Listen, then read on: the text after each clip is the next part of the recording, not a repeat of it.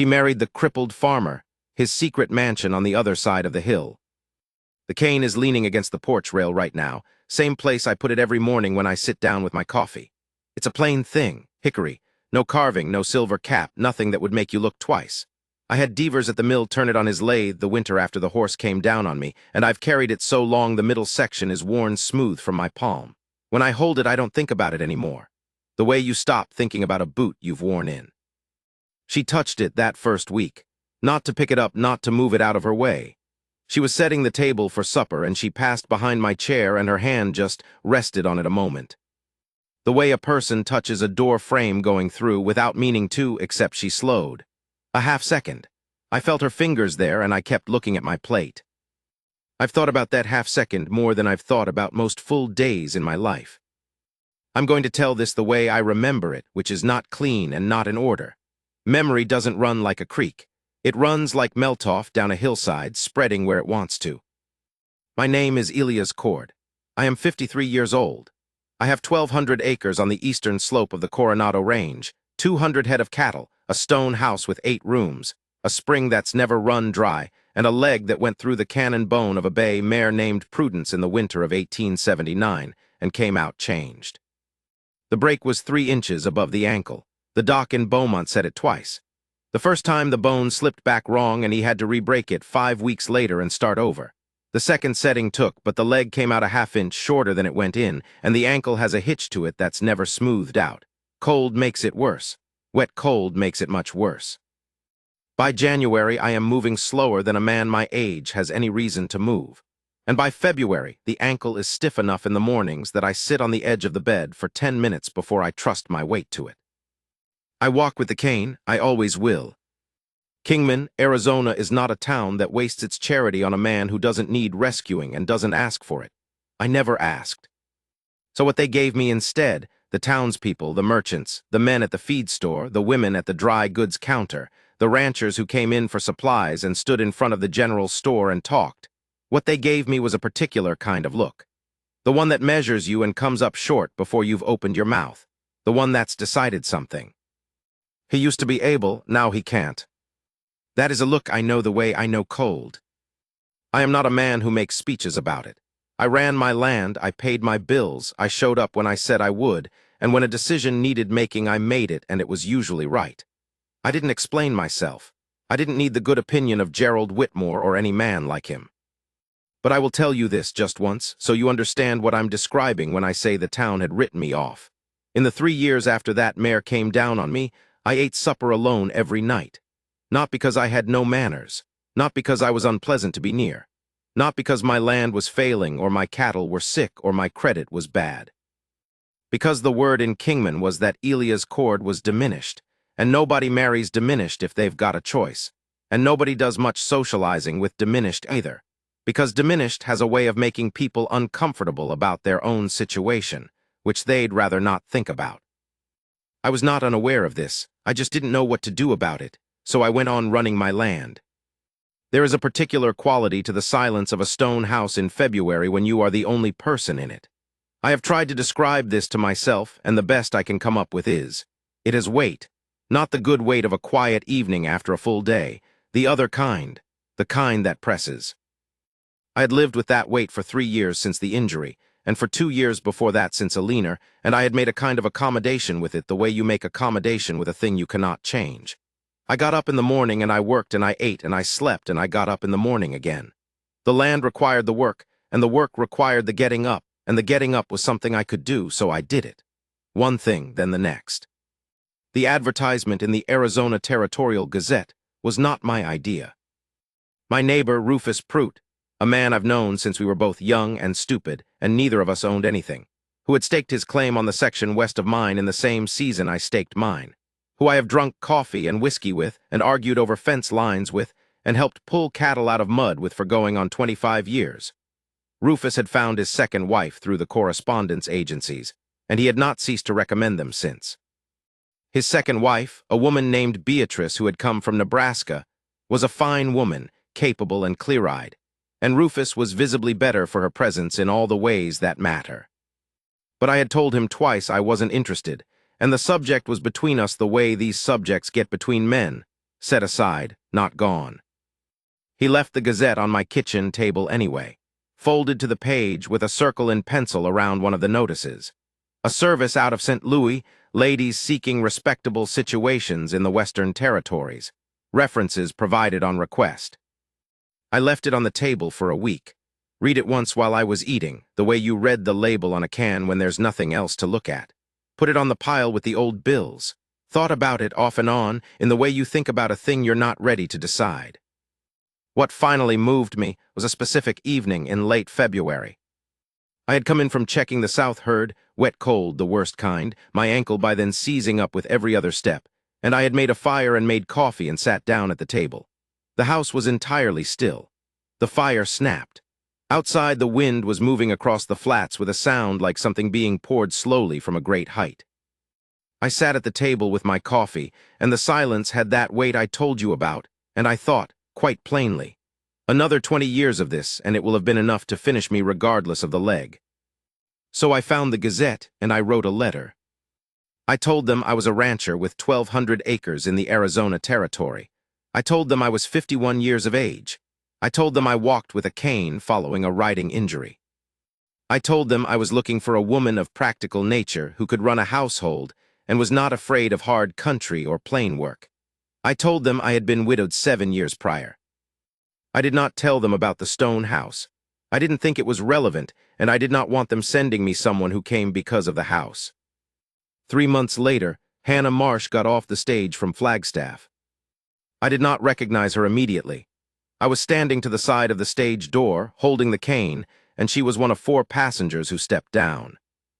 I'd received her letter, brief, plain-spoken, 3 paragraphs, a photograph that didn't really look like her or anyone, the way photographs from agencies never do. So I knew she was 29, a widow herself from Ohio originally, had been teaching school in Missouri for 2 years before writing to the service. I knew she had brown hair. The photograph showed a serious expression and a woman who was not at her ease in front of a camera, which is most women. But she held herself straight and did not look pained about it, which I took as a reasonable sign. She stepped down and looked around the street the way a person does when they are in a new place and are not going to show that they're nervous. The chin up, the eyes moving steadily, taking inventory. Not dawdling, not hurrying, just reading the situation. She had a traveling bag and a trunk that the driver was already dropping into the dust. She was wearing a gray dress and a hat that was practical rather than fine, and she had the kind of face that a photograph does not reproduce accurately because there was something in the movement of it, the way it was attending to the world, that a still image couldn't hold. I walked over, I said, "Miss Marsh." She looked at me for a moment, the assessment quick and not hidden. Then she put out her hand, not tentatively, like a man would. She said, "Mr. Cord, I'm pleased to meet you." Her grip was dry and solid. I said, "I'll have your trunk put on the wagon." She said, "I'll carry the bag." That was the whole introduction. We walked to the wagon.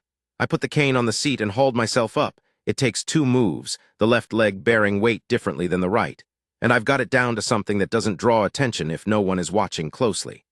She did not offer to help me, and I did not need help. She settled her bag on the floor of the wagon bed and sat beside me on the bench, and we drove out of Kingman into the afternoon. She asked me 2 questions on that ride. She asked whether I had any cattle dogs because she'd had a bad experience with a heeler that liked her ankles, bit her twice, and looked pleased about it, she said, which is a character flaw in a working dog. I told her I had 2 heelers, but they were well-mannered animals. She said that was good to know. Then she asked whether the water from my spring needed boiling, or if it was clean enough to drink straight. I told her it was the cleanest water in the Coronado Range, and I'd been drinking it unboiled for 15 years and had no complaints. She said, "Good." That was the conversation. The land opened out around us, and the shadow of the Coronado Range moved across the flats, and she looked at the country without saying anything about it, and I drove. What I was aware of, sitting next to her on that bench, was that she was not filling the silence. Some people fill silence because they can't stand it. She was different. She was in the silence the way a person is when they're thinking. I liked her right there. Not the way that story is supposed to go, just I liked her. The way you like a horse that stands quiet when it should. What I had not told Hannah Marsh in my letter, what the agency's advertisement had also not mentioned, was what was on the other side of the ridge. The house she saw when we came through the pasture gate, my original homestead building, which I'd kept and used as a bunkhouse for the hands in busy seasons and a storage house in the others, was a reasonable structure. Adobe and timber, solid enough, 2 rooms with a sleeping loft and a good stovepipe. It was what any man starting out in the territory in 1868 would have built, and I'd built it accordingly. Fast, practical, designed to keep wind out and a man alive through winter. She saw that house and her face did not change. She would have been calculating, I imagine, the same way she'd been calculating on the drive. What 2 rooms and a loft said about the years ahead, whether that was something she could work with, whether the spring he'd mentioned would offset the cramped quarters. I stopped the wagon at the trough and let the team drink. I said, "This is the old place. The hands sleep here in season." She looked at it. She said, "It's well kept." I said, "Come see the house." She looked at me. I drove the wagon around the ridge, the long way, because the short way through the ravine was still muddy from snowmelt, and we went up the back of the ridge and came over the lip and down into the home pasture, and she saw the stone house for the first time. She was quiet for a long moment. It is not a mansion in any Eastern sense, but it is a substantial house by the standards of that country and that time, and I had not apologized for it or tried to prepare her for it because I'd found, over the years, that no description quite does the same work as the seeing. I'd built it over 4 years, starting in 1873, stone quarried from the bluff on the north quarter where the Coronados push up a good clean limestone shelf. 8 rooms, a kitchen with a cast-iron range and enough counter space to work a full meal, a parlor with glass windows on 3 sides, a main bedroom, 3 additional rooms that I used for different purposes over the years, a washroom, and a room off the kitchen that had been, for a time, a study, and was now mainly a place where I kept the saddle gear I wanted out of the barn. The porch ran the entire south-facing wall and caught afternoon light until nearly dark. Beyond the house, a root cellar built into the hillside so it stayed cool in summer and didn't freeze in winter. A smokehouse. A well house over the spring with a pump that worked, which in that country in that time was not something you took for granted. A barn that was as solid as the main house, with stall space for 12 horses and a hayloft that could take a full winter's cutting. 2 corrals, a hay yard with a cover roof to keep the wet off.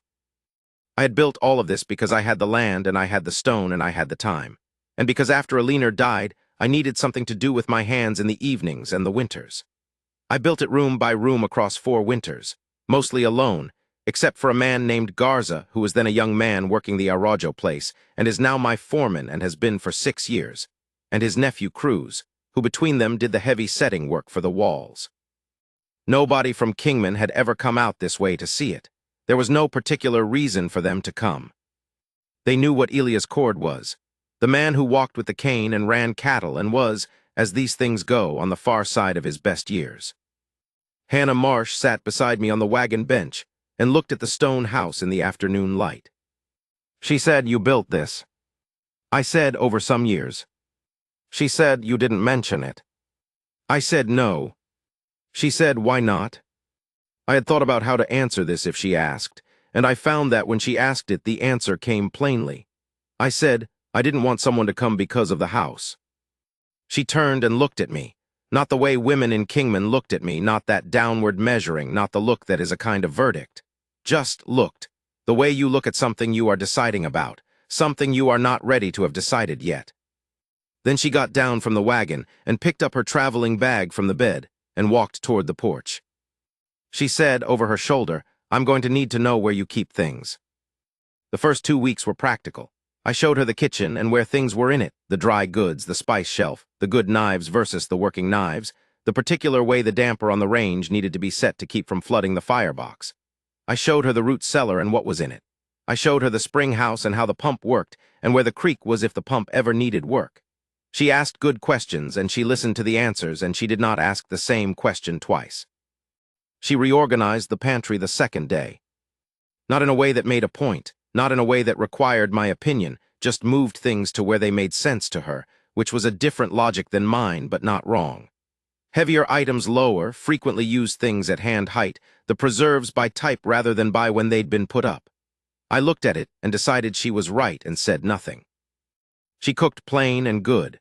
Beans and salt pork the first night, because that's what she found and she didn't see the point in making a performance out of the first supper. Biscuits that were better than anything that had come out of that kitchen since a leaner. I didn't say this. It seemed like a wrong thing to say. A roast on the second Sunday. A venison stew that was better than the roast. She had a light hand with salt and a heavy hand with pepper, which suited me. She asked about the hands. I had 3. Garza, who had been with me 6 years and was now more foreman than hand, and whose judgment on the cattle I trusted completely. Cruz, Garza's nephew, who was 24 and skilled and prickly and took time to trust but was worth the time. And a younger man named Dill, 22, who had been with me 2 seasons, and showed the kind of natural feel for cattle work that is either there or it isn't and was in him. And she fed them without ceremony, without making it an occasion, the way a person feeds people who are part of the operation. She was not warm in those first weeks, not exactly. She was efficient, present without performing. There is a kind of woman who fills a space quietly and completely without requiring you to notice her doing it. A kind of competence that doesn't announce itself. Hannah was that. I had grown unaccustomed to the presence of another person in the house, and the adjustment was strange. Not bad, just strange. The way your eyes adjust to a room that has suddenly more light. The first few nights I kept hearing sounds I'd forgotten the house made with 2 people in it, a specific creak of the parlor floor under a different weight than mine. The sound of water poured in the kitchen at an hour when I had heard only silence for years. A chair moved. A window eased down against the evening cold. Small sounds. I lay in my room and listened, and they were not bad sounds. I slept better than I had in years. She had her own room. That is how we'd arranged it in the letters, a situation of practical partnership first, with the understanding that more might come, and that nothing would be required of her that she didn't choose. I had been deliberate about this. I am aware of the ways in which a woman who has traveled west for a situation and has no money and no good way back can be trapped into things. I didn't want that to be what this was. I told her so in plain language when we sat at the kitchen table the first morning and she'd had her coffee and I'd had mine and we were ready to talk about the arrangement. I said, nothing is required of you that you don't choose. She said, I know, I read your letter. I said, all right. She said, all right. That was the conversation. The half-second with the cane was in the second week, a Tuesday I think, though I can't be certain. She was setting the table for supper, moving around the kitchen with the efficiency that was already her particular rhythm in that room, and she passed behind my chair and her hand rested. On the cane where it leaned against the table edge, just for a moment. A half-second, as I've said. The way a person touches a door frame going through without meaning to, except she slowed. I felt her fingers there, and I kept looking at the window. She went around the table and sat down, and asked me whether I thought we'd get more snow before April. I said, probably one more hard one. She nodded, we ate. But I have thought about that half-second more than I've thought about most full days in my life. What I think it meant now, though I am not a man who is quick to interpret things, is that it was not a gesture of pity. A gesture of pity would have been different. It would have been something I could have felt and set down. This was something else, something more like an acknowledgement of what it was, of the fact that she saw it and wasn't deciding and wasn't not deciding, was just with it. I don't know how to explain that better. That's the best I've got. There is a man named Gerald Whitmore in Kingman who runs the feed and grain, and is the sort of man who has an opinion about everything and offers it freely. He is not a bad man, exactly. He does his business honestly enough, and he gives credit when credit is due, and he shows up to help when a neighbor has a fire or a flood. But he has a mouth on him that runs ahead of his thinking, and he has a particular way of meaning well that manages to land wrong. He came to me in March at the store while I was settling my winter account. He said he'd heard I'd gotten married. I said I had. He said he'd heard she was a fine-looking woman. I said she was. He leaned on the counter and said, and this is the exact wording, I remember it without effort, he said, generous of her, taking up with a man in your condition. I looked at him. He had the look on his face that passes for kindness in a certain type of man, the look that is really a kind of comfortable superiority that has arranged itself into a smile. He meant it as a compliment, or thought he did. He meant, surprising, isn't it, that a woman with options would choose you, and good for you, and good for her for being so magnanimous about the whole thing. I said, is there something else you need? He said, no, I said, then I'll see you next month. I walked out. My hand was tight on the cane, not because I was hurt, I want to be clear about this. I had been hearing some version of that sentence for 3 years, and I had made a kind of peace with it, the way you make peace with weather. You don't like it, you dress for it. What made my hand tight was the thought that she might hear it, that the town's particular measurement of me might land on her, that she'd walk into Whitmore's store and he'd say something in that same friendly, oblivious way, and she'd have to stand there with it. I didn't say anything about it when I got home. She asked whether Whitmore had tried to short me on the oats again. He'd done it to the Araujo place twice. She'd heard, counting on them not to push back, and I said no, and she said he would eventually, and I said probably, and we moved on. But it stayed with me, the way things stay when there's nothing useful to do with them. April brought the last snow, as I'd predicted, 4 inches over 2 days, heavy wet snow that lay on the hay roof and put weight on the cover, and by the second morning required attention. I went out early with Garza and Cruz. The main roof was fine, the pitch shed most of it, but the cover over the hay yard was a lower angle and had taken more than I'd have liked. I don't move fast in wet cold. The ankle stiffens in a particular way, not exactly pain, more like a reluctance, like a hinge that needs working before it operates smoothly. And by the second morning I was doing more directing than lifting, which was fine. That was the right division of labor, but it cost me something anyway. The way it always does. Not the leg exactly, something else. Hannah brought coffee out to the barn. Not to make a gesture of it, not to show up and be visible about caring. She'd read the morning and seen that we'd been out there 4 hours in falling temperature cold. And she came out with a pot and 4 tin cups on a board and set it on the top rail of the stall. She looked at the roof section we'd cleared and at the section still loaded. She said, "What about that east section?" I said, "It'll hold until this afternoon. The pitch is steeper there, it'll shed." She looked at it. She said, "What if it warms fast? If the top layer starts to slide, it'll take more than the edge can support." She was right. I had been calculating based on overnight temperature holding through the morning, and she had looked at the geometry of it and seen what happens when the temperature goes the other direction.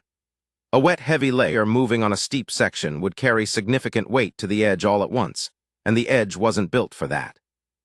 I said, "Cruz, east section first." Cruz said, "Yes, sir," and they moved. She poured 4 cups and went back in without making a thing of it. I have thought about that exchange a number of times since. Not because it saved the roof, Cruz and I would have gotten to it in all probability, but because of the quality of it. She had looked at a problem I was managing and seen a piece of it I'd missed, and she said so without drama and without making it an occasion, and then she went back to what she was doing. She wasn't trying to be useful. She just was useful. There's a difference, and it matters. That evening I sat on the porch after supper. The snow had stopped, and the sky had cleared to the very hard clear of a cold night after wet weather, and the land out to the south was white and blue and still.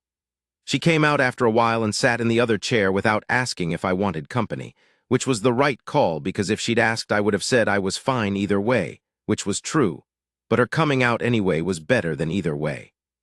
She had her quilt around her shoulders. I had my coffee, gone cold, and I wasn't drinking it, but I was holding it. After some time she said, "I like it out here." I said, "The cold." She said, "The quiet. The Ohio I grew up in, somebody was always in somebody else's business. Noise all the time, and everybody's opinions about everybody else's decisions delivered at close range." She paused. She said, "My first husband, James, was a good man, but he was a loud man, not in a bad way, just a great deal of noise around him at all times. Always talking, always people, always something happening." She said this without bitterness, just reporting it. She said, "This is different." I said, "The ranch or the territory." She was quiet a moment, then she said, "You." I looked out at the snow. She didn't say anything else. The cold was serious, and the stars were very clear, and we sat there until the cold was more serious than the sitting was worth, and went in. Spring came hard and fast after that snow, the way it does in the territory when it decides to come. 1 week and everything was green and the grass waist-high in the south pasture, and the cattle restless to move out to the summer ground. Calving season started in late March that year and ran through May, which is my hardest work of the year and has been since the first year I ran my own herd. I'm up before light and sometimes still out after dark, and the decisions are constant. Which cow needs help and which one doesn't, when to intervene and when to stand back, what to do when a calf comes wrong and the whole operation needs to happen fast and right, and there is no margin. You read the animal and you read the situation and you decide, and you are right or you are not right, and what is lost when you are not right has a face to it in a way that other losses don't.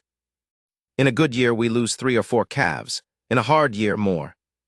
That spring was between a late cold snap in early April that we hadn't counted on, and one night where we lost 2 calves to the cold before Dill found them, and one difficult birth that I was at for 4 hours with my arm in a situation I will not describe in detail, except to say that at the end of it, there was a live calf and a cow that would be all right.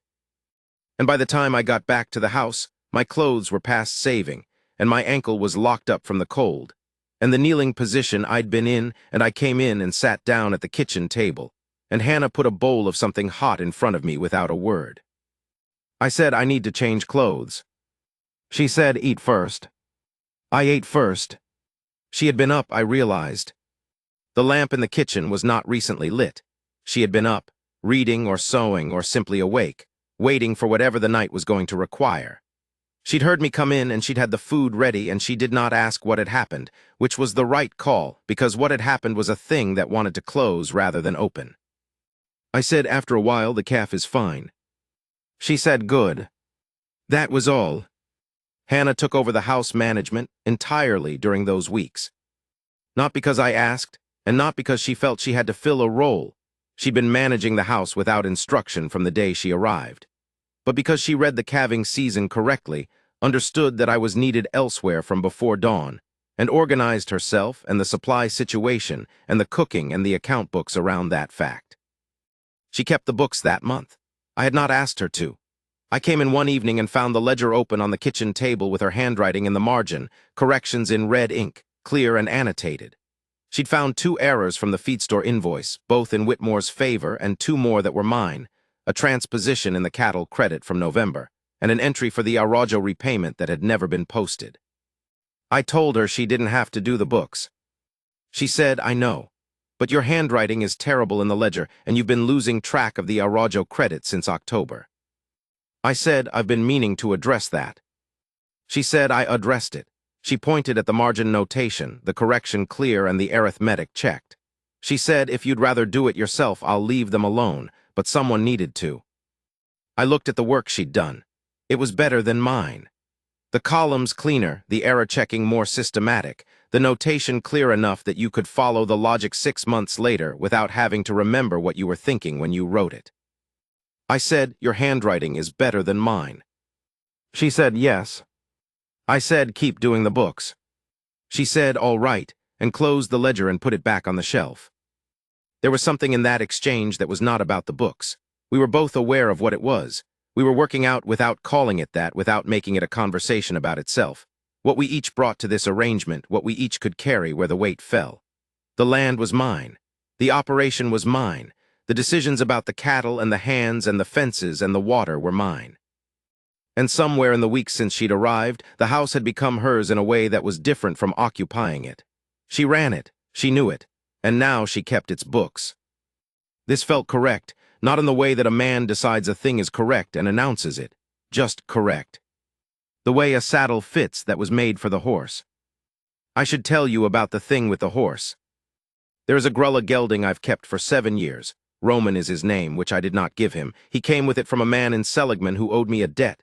And he is a sound horse with excellent movement and one bad habit, which is that he spooks sideways at unexpected contact on his blind left side. He lost the sight in that eye in his 3rd year, a wire incident, and he never fully settled to the blindness. His right side he's calm on. His left side, if you come at him without warning, he moves fast, and he moves hard and at close quarters that is a significant amount of weight and momentum in an unexpected direction. Experienced riders know to approach him differently. They make a sound or they keep their hand visible well before their body comes into his peripheral field. It's not difficult once you know. But it's the kind of thing that doesn't announce itself, and I had told Dill and Cruz about it, but in the way you sometimes tell things when you assume the other person will absorb it correctly, quickly once, and move on. In May, Dill was working Roman in the round pen, doing well. They'd been at it 3 weeks, and Roman was responsive for him. Hannah was coming across the yard toward the pen with a halter in her hand, angling from the left because that was the direct line from the barn. I saw it from the fence rail where I was watching Dill work, and I was moving before I'd consciously registered the problem. the cane off the rail and moving, calling her name across the yard. She stopped. Roman skittered sideways. Dill had him. Nothing happened. I got to the fence. I said, his left side. Don't come in from the left without making noise first. She looked at Roman, then at me. She said, I didn't know that. I said, I should have told you earlier. She said, you're telling me now. She came to the fence rail where I was standing. She watched Roman with that quality of attention she had, focused without being intense, taking in the whole animal, the way he moved, the way Dill worked him, the angle of his ears. She said, show me how you do it. So I showed her. I climbed the fence, which takes me a moment, the left leg up first, the right carrying more weight than it ought to, a move I've done enough times that I don't think about it. And I took Roman from Dill and I worked him through it slowly, the approach from the left with a voice first, the hand visible before the body, how to read the ear flicking forward as a sign he'd registered you and was not going to bolt. She watched the whole thing without interrupting. When I was done, she came through the gate the way I'd shown her, made the right sound, kept her hand visible. Roman stood quiet, and she ran her hand up his neck and he leaned into it slightly, which he doesn't do with people he doesn't know. She said, he's a good horse. I said, he is, better than he gets credit for. She scratched behind his ear. She said, without looking at me, you move differently on horseback. I said, the leg affects me more on the ground. Mounted, most of it disappears. She said, I noticed. I don't know exactly why that landed the way it did. I had spent 3 years watching people in Kingman decide to notice the cane and decide what the cane meant, and the texture of their noticing was the same whether they were being kind about it or not. It was the noticing of a limitation, a thing to be worked around or accommodated or generously overlooked. She said, I noticed the way a person says they noticed a good particular thing, like she'd watched me ride and what she'd seen was me. Not the absence of something, the thing itself. I got down from Roman and retrieved the cane from the fence rail. She was still standing next to the gelding, watching me. She said, Ilias. I said, Hannah. She said, I'm glad I came. That was all. She took the halter and led Roman to the gate and handed him to Dill and walked back across the yard toward the house. I stood in the pen in the spring afternoon, Roman warm and calm beside me, and thought, for the first time in a very long time, that I might be a lucky man. Summer brought the cattle work and the fence riding and the ongoing negotiations with the water company about the Upper Creek access, which was a dispute I'd been managing for 2 years, and which finally resolved in my favor in August when their surveyor conceded the original land grant language. Garza handled most of the field work that summer, which was as it should be. I'd spent 6 years teaching him to run the operation, and I'd reached the point where running it meant mostly making the calls, not making every move. That is a thing that takes a long time to learn, in my experience. How to trust the men you've trained and let the operation run rather than holding every part of it personally. I hadn't done it well in the early years. Garza had helped with that, in the particular way that a good man under you helps, which is by being competent enough that not trusting him becomes more costly than trusting him. Hannah put in a kitchen garden that spring, in the plot on the south side of the house that had always been turned earth and never anything useful. She asked me about the soil, whether it would take, whether I'd tried growing anything there, and I told her I'd never tried because I didn't see the point in it for one person. She looked at the plot for a moment and said she'd need some manure from the barn if I wasn't using it for something. The garden came in well. Beans and squash through July, onions, 2 rows of the herbs she'd wanted, sage and thyme, and one other thing I don't know the name of that smells like medicine, and she used in everything. She put up preserves through August in jars she'd ordered from the catalog, the kitchen going hot and sweet-smelling for days at a time. More than we needed for the 2 of us, and she sent jars out to Garza's family in the bunkhouse and a box to Prute's place and still had shelves of it going into fall. I watched her work when I was at the house, the way you watch someone who is good at a thing. She moved without wasted motion. She had a way of keeping 3 things happening in the kitchen at once without appearing to be in a hurry. I am not a man who grew up with women who cooked the way she cooked. My mother was competent and nothing more, and Alina had been the same, good plain food and no fuss, and Hannah was something different. She cooked the way a craftsman works, with the attention of someone who cares about the result for its own sake. I told her once, over supper, that it was better than it needed to be. She said, what does that mean? I said the food, You don't have to cook the way you cook, it's more than required. She looked at me for a moment. She said, required by what? I said, by the situation, by what you signed on for. She said, I signed on to run a household. That's what I'm doing. I said, yes, but you could do less, and it would still count as running a household. She said I could also build a fence out of rope and call it a fence. She went back to her supper. She said, I don't do things at less than what they want to be. I thought about that for a while. Then I said, no, I don't imagine you do. She glanced at me, and the corner of her mouth moved in the way it does when she is acknowledging something without making a thing of it. We finished supper. There was a man who came to the ranch in July. Holt was his name, a cattle buyer from over near Seligman, the kind who arrives unannounced and presents his visit as though it's a gift you're receiving. He had heard about the Cord place, the territory talks, always has, and he came in his buggy on a Tuesday afternoon when I happened to be on the porch going over the water company correspondence. He walked the property with me. He was a talker, the kind of man who fills silence with words whether the words are useful or not, but his eye for cattle was real, and I'll give him that. He admired the stone house and the barn and the spring house and the herd in the south pasture in a way that had astonishment mixed in with the admiration. He said more than once, you built all this. I said, over some years. He said, yourself. I said I had help with the heavy work. He said, still. That word, still, same shape as Whitmore's generous, the same surprised quality, the same baseline assumption sitting underneath it. Still, given what you are. Still, given what everyone in Kingman thinks you are. He wasn't being unkind. He was just telling me what he'd expected to find here, which was less than this. Hannah brought coffee to the porch while we were talking. She set it on the rail and poured without being asked, and Holt gave her the kind of look that is an appraisal and thinks it isn't. He said, your wife is a handsome woman, Cord. I said she is. He said she must have been surprised when she arrived. He gestured at the house. Thought she was coming to a working man's place, ended up with this. Hannah said from the doorway where she'd been standing, it is a working man's place. Holt looked at her. She said that is precisely what it is. She nodded at me plainly and without drama. He works it. Then she went inside. Holt looked at me. I drank my coffee. He bought 14 head at a fair price and left around supper time. I watched his buggy go down the track toward the ridge and thought she didn't need to do that. She had done it anyway.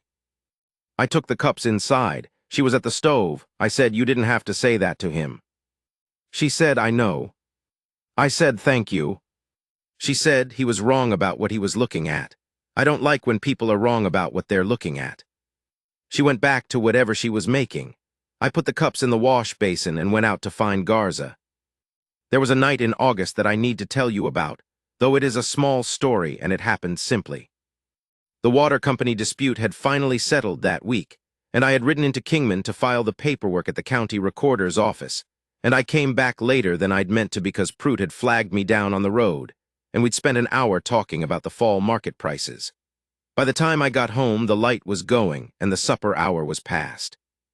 Hannah had left supper on the back of the stove for me and gone to the porch, which I saw when I came through the gate and looked up and saw the lamp there. I stabled Roman and came to the porch.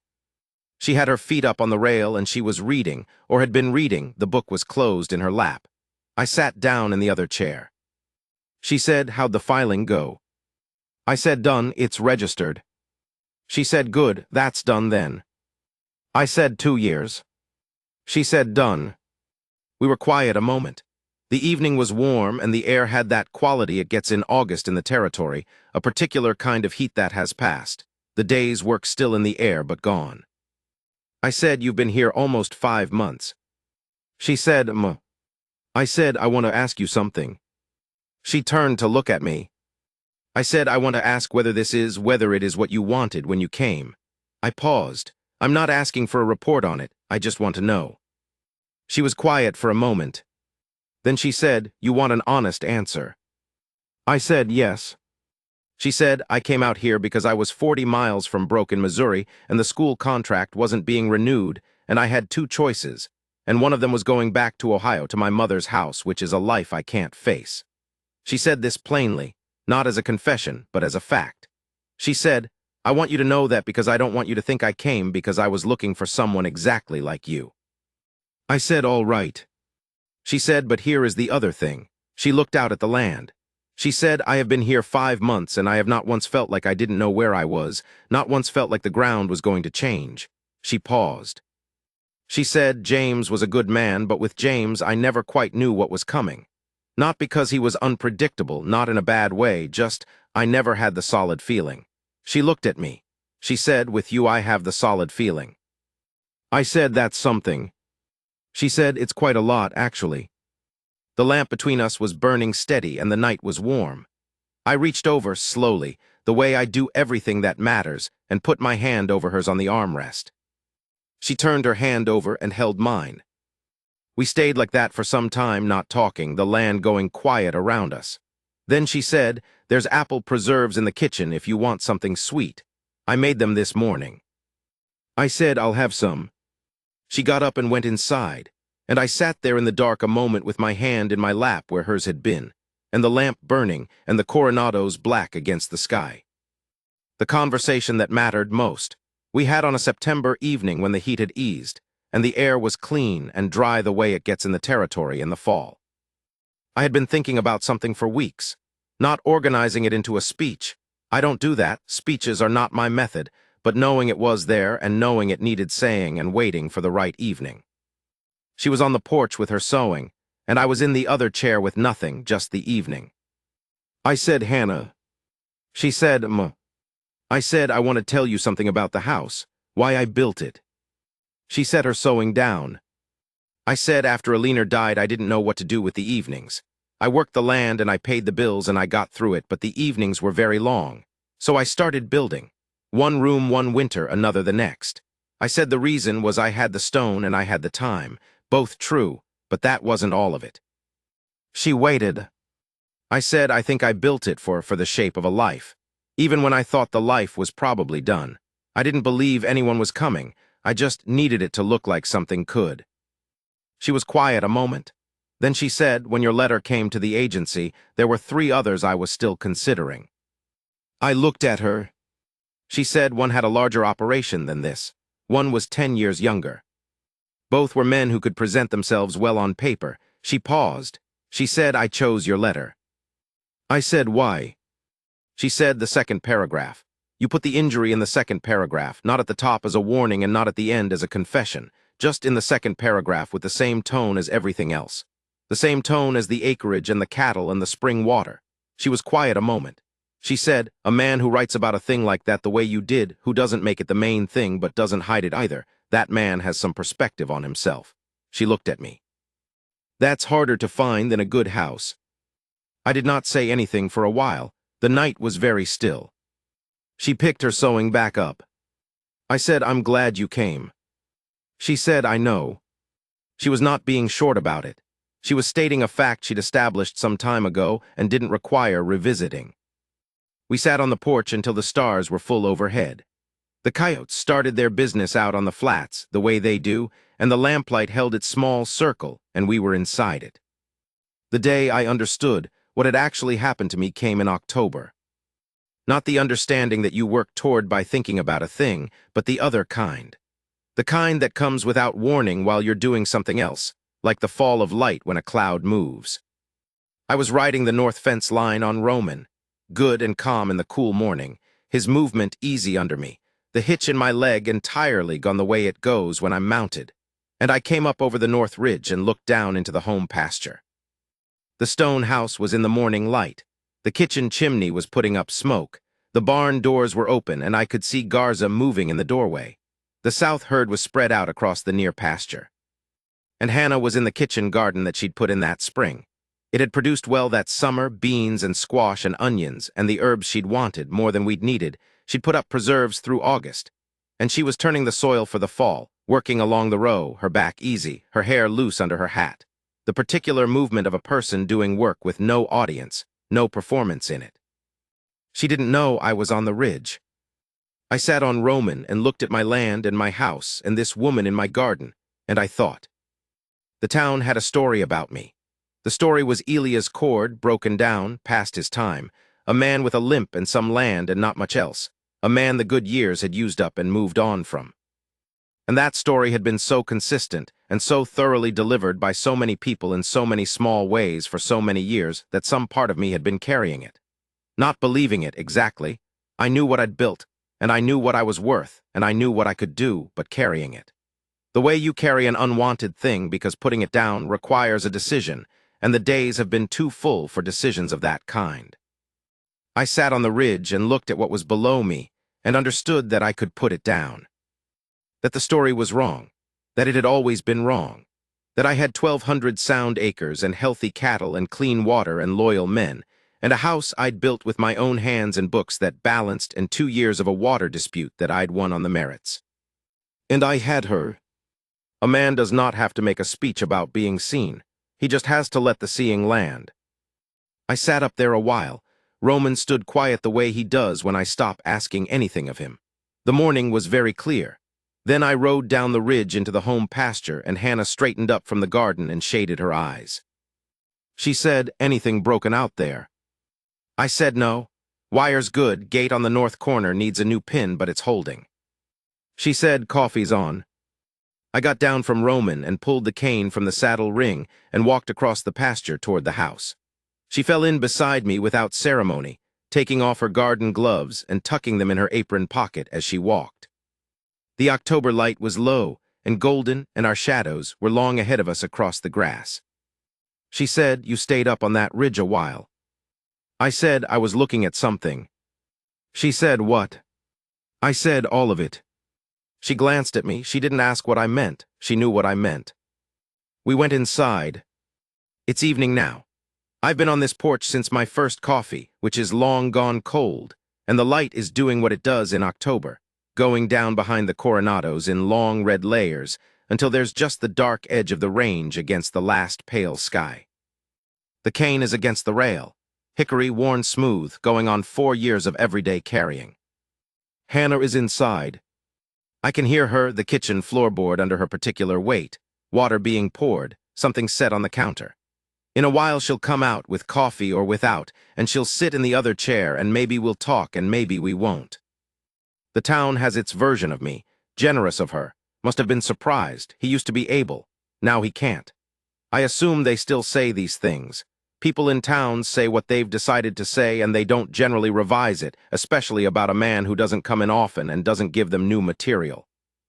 Let them have the version. I know what I have. She married the crippled farmer. That's the story they tell. She married the crippled farmer and came over the hill and found the mansion, and good for her and good for him. What a lucky surprise for everyone. They've got the wrong end of it.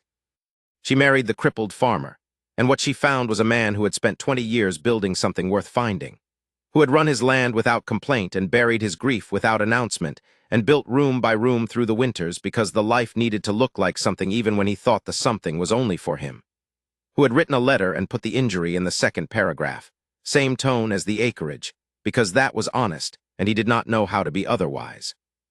The mansion was not what she found. She found the man who built it. I reach over and pick up the cane from the rail. The hickory is warm from the afternoon sun. I've carried this thing 10,000 miles by now, I'd estimate. I'll carry it 10,000 more. From inside comes her voice. She's talking to herself over something in the kitchen, the way she does, commenting on her own process, and aside to nobody. And I turn toward the sound of it the way a man turns toward a window when the light comes through. I'll sit here a while longer. I'm in no hurry. For the first time in longer than I can name, I am a man who is exactly where he ought to be. And